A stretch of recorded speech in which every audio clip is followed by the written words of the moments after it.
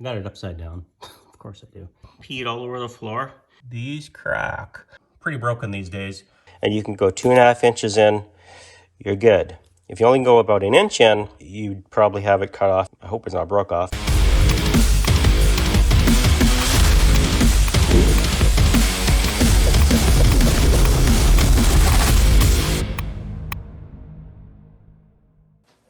Hello, and thanks for slipping some time with me. Today's episode is going to be part 3 of a 4-part series doing the timing belt. It's quite detailed, which is why it's going to be 4 parts. And if you haven't watched episode 1 and 2, I suggest doing so and then catching up on this one. And today we're going to basically do the remaining disassembly, do some refreshing of some parts, and start actually doing the assembly. So let's go on with it. Thought I'd show you some of the shiny parts now that they're all cleaned up. I got to put the alternator together yet. You can see the CAS is all kind of shined up and everything. I'm going to buff it a little bit yet. The cam gears definitely look better than they did when they were stock. The alternator's cleaned up from what you remember, I'm sure. And I'll show you the nice black job I did with the VHT ceramic flame-proof paint and prime clear coat, prime.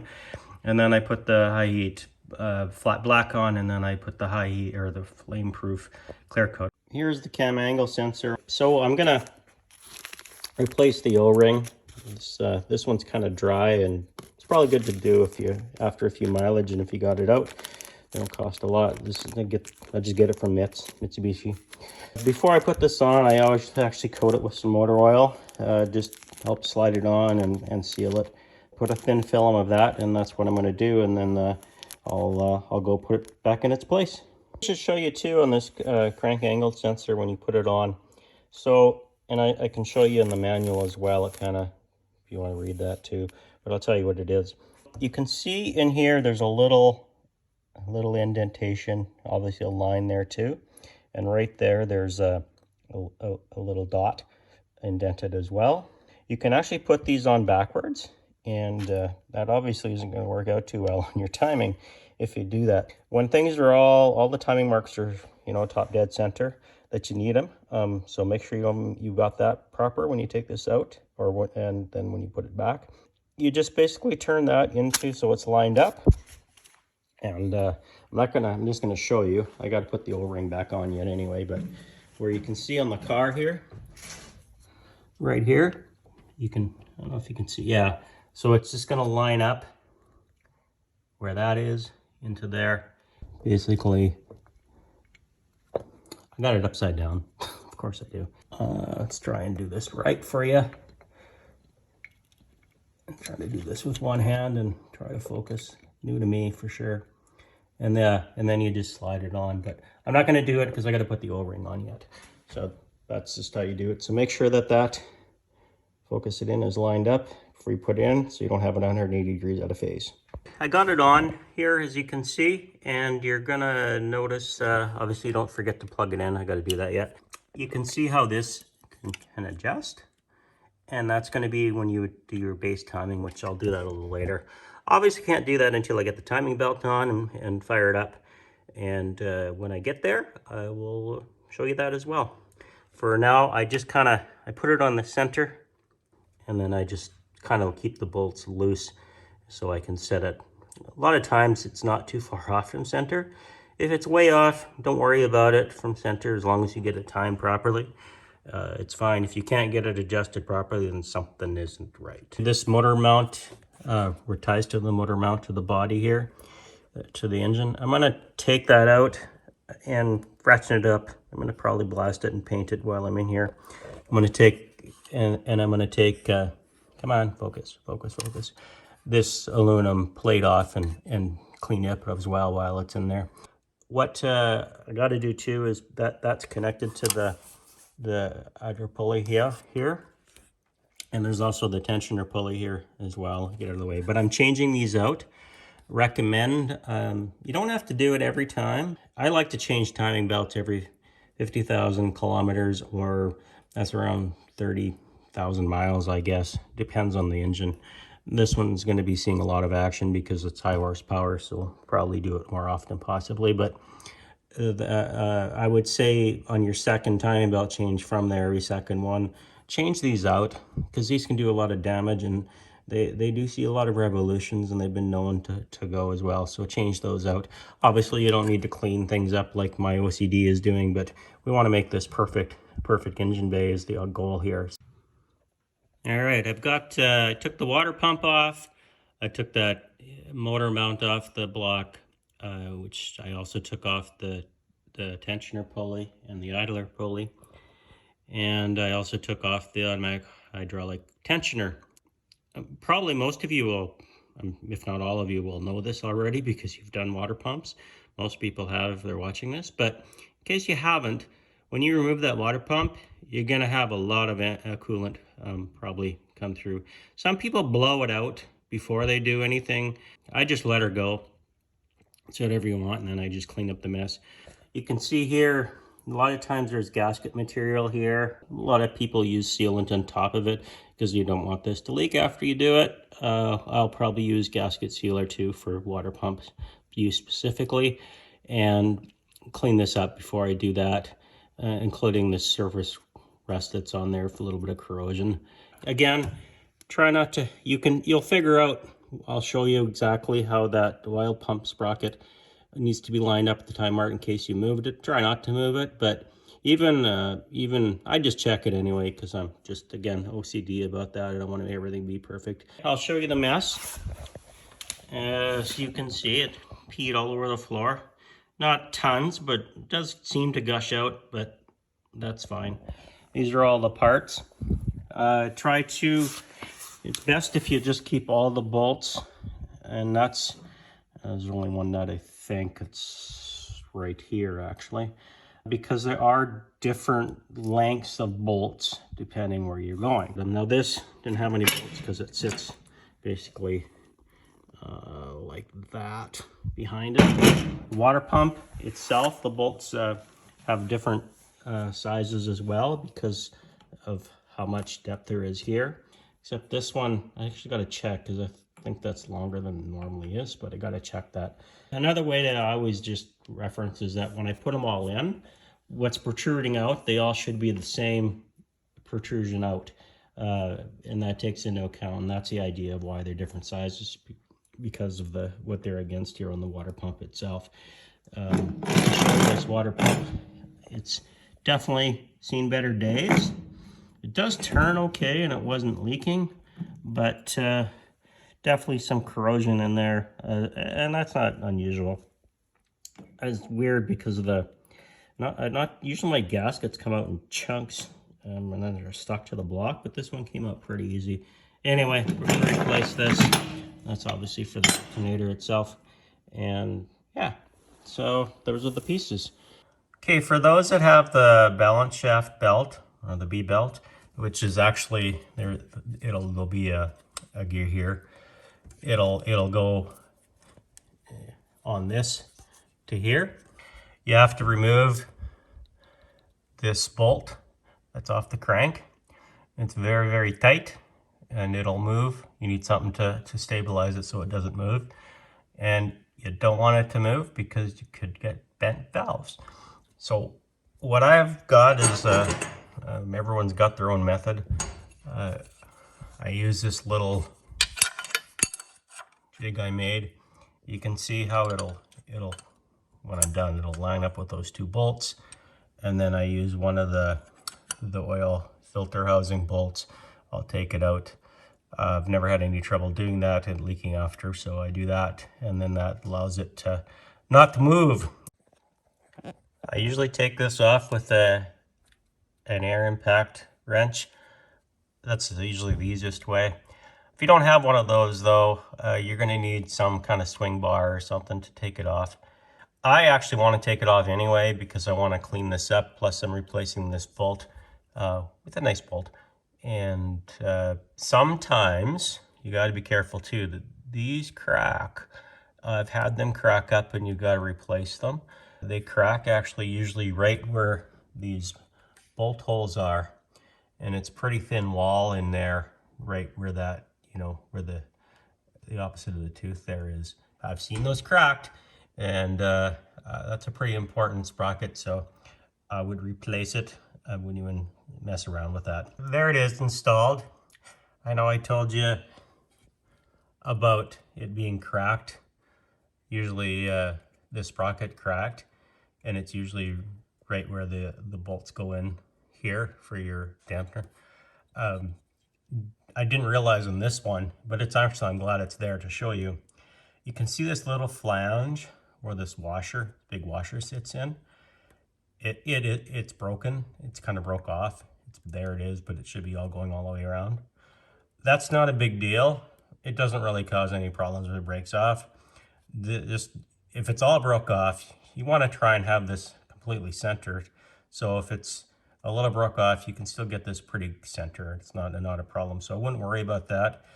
I would say because these cars are so old, they're pretty broken these days. I wouldn't worry about it, to be honest. It's fine. If you're really OCD and you just want to have a new one, go ahead. But I think you're probably just wasting your money and put it on. As long as it's not cracked along where the gears are, and usually around where I've never seen it. I've only seen it on where the threaded holes are, the 4 of them. I've never seen it on these smaller holes where there's a little thicker wall there. I've seen it more right there. And yeah, like I said, don't mess around. Don't JB Weld. Get a new one. They're available. With that, let's take the impact here. I'm just gonna get it's a 22mm socket on this stock one, by the way. Let's give her a go. Obviously, I'll have to take this off.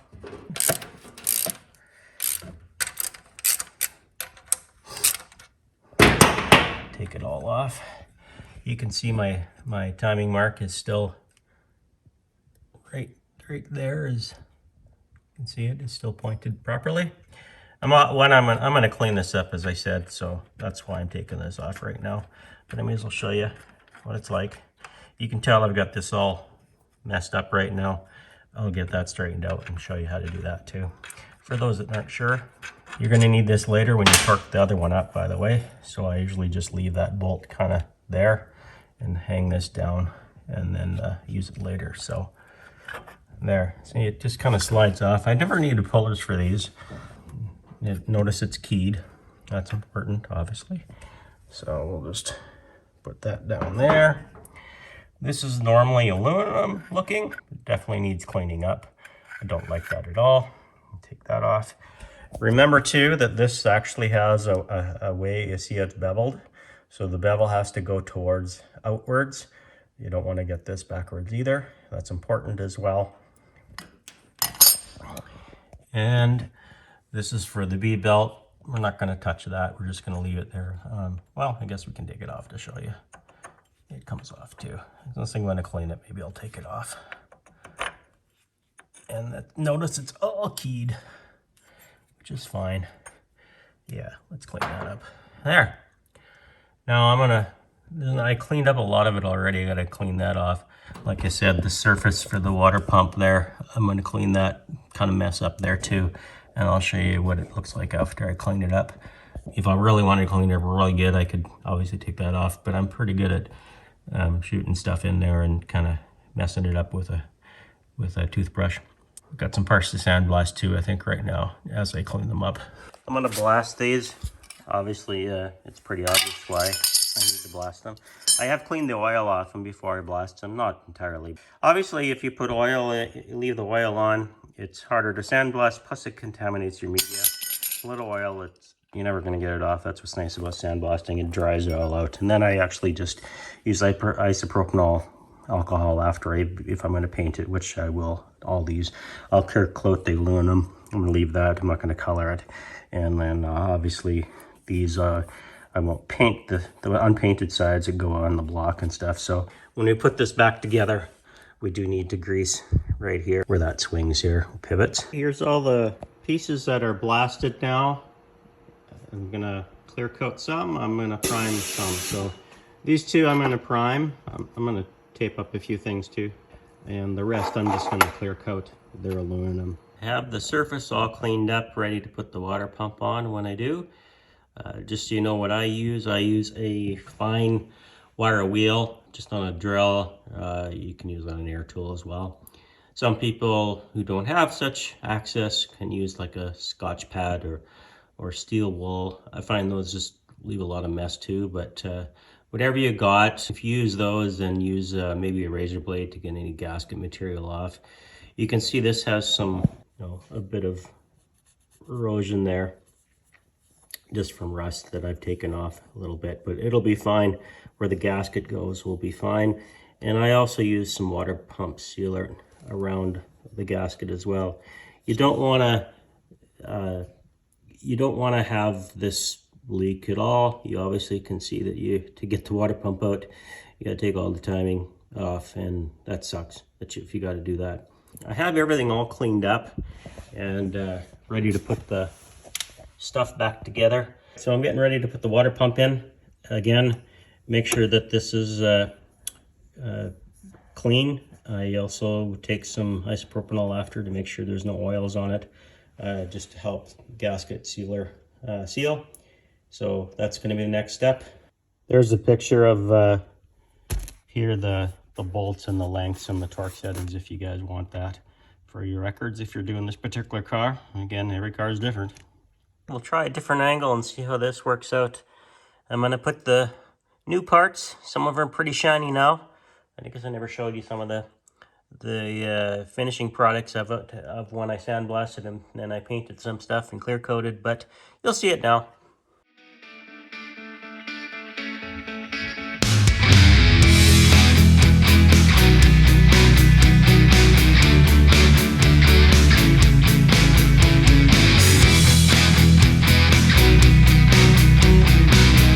Got this motor mount on. The 2 bolts and the nut on there were, what were they, 42 Newton meters, 30 foot-pounds.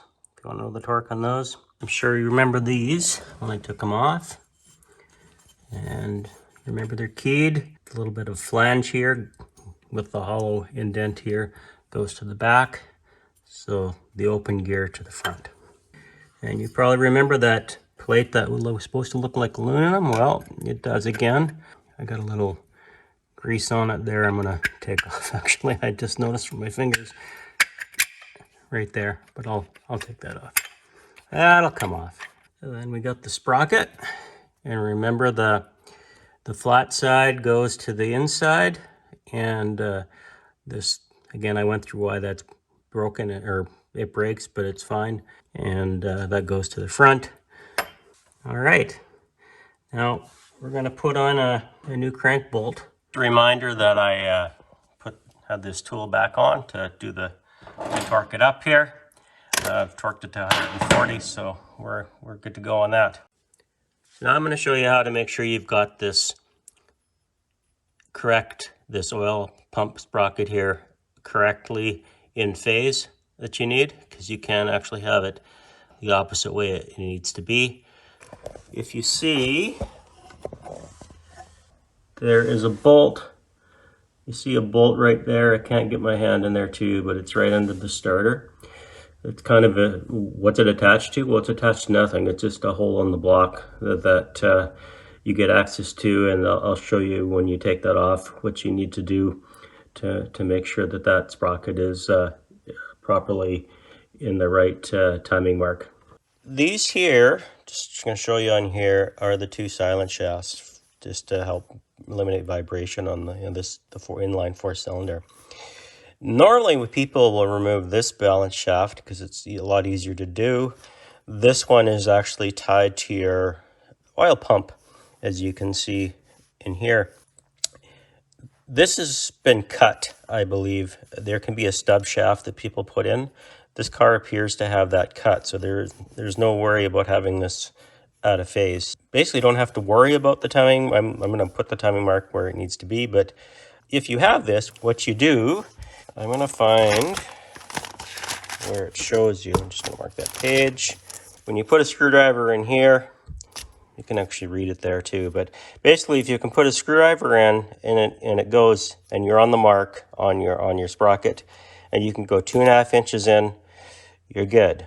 If you only go about 1 inch in, then with your screwdriver, then you've got to turn it 1 revolution over and then you should be able to go 2.5 inches in. If you're able to go 2.5 inches in, you're set on the mark. So that's the way that works. So I'm just going to put that back. It's just a little guy. I'm going to put some nice new shiny hardware in as I do and go from there. So there's a little education. If you don't feel anything at all and it just goes right in, and no matter what you do with your timing mark here, then you'd probably have it cut off as well. If that's the case, I hope it's not broke off, but I've never seen that either. If that's the case, then you're fine. Just make sure that your other silent shaft, this one on the other side, is gone. You should have basically you see that all plugged like I showed you on this car.